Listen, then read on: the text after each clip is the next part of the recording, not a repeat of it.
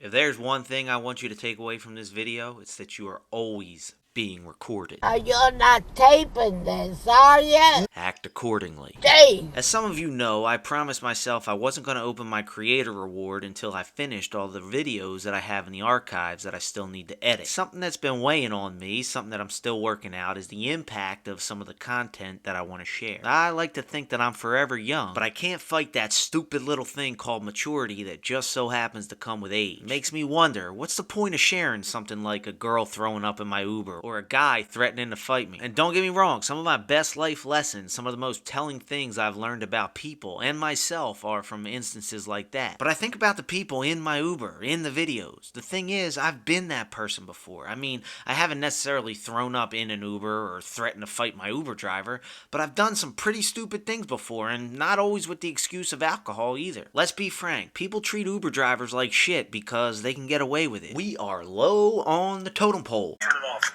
I can keep recording you. Turn it off. For recording you, I'm sitting in my car holding my phone. What is the law? What are you arresting me for? I know my rights. I hope so. I know what the law is. I know the law. I'm an attorney, so I would hope I know the law. And an Uber driver? And here, man. And an Uber driver.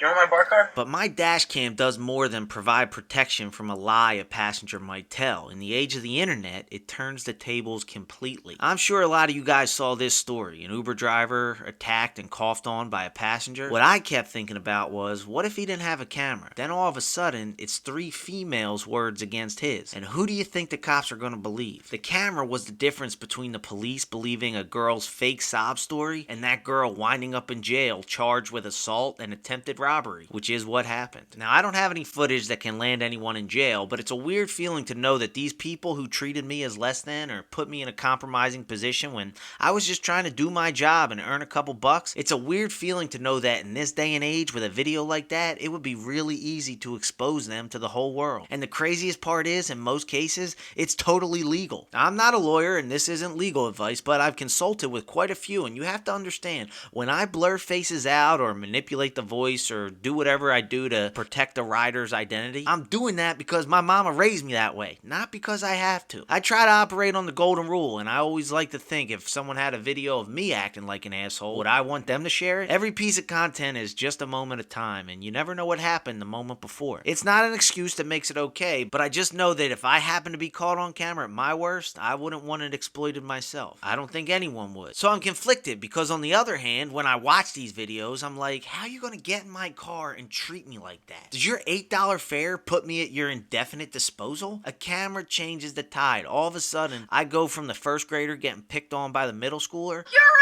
out! Doyle rule! to the high schooler who has the middle school bully at his mercy. Now you're all in big trouble. And when I was younger, I'd love to put that middle schooler in his place. But again, that stupid little thing called maturity has me thinking about the bigger picture. Like, is me being treated poorly enough to justify embarrassing this person for the whole world to see? And what is that really accomplishing? Like I said, I'm too old to be sharing stuff just for the shock value of it. And shitting on people just for the sake of shitting on them isn't a good long-term strategy for anyone. Some of the angriest people I know are the ones who spend their time complaining about others. But I do have something to say that I think is worth sharing with these videos, and one of my favorite ideas in life is you go through something to save someone. So while some of these experiences I'm going to share over the next couple of months were certainly not the funnest, and unfortunately it displays some of the more selfish, impulsive, and uglier sides of people, I hope the overall takeaway from it is more positive than negative. Thanks for listening, guys. I had to get that off my chest. And long story long, this day and age, you are always being recorded. Act accordingly.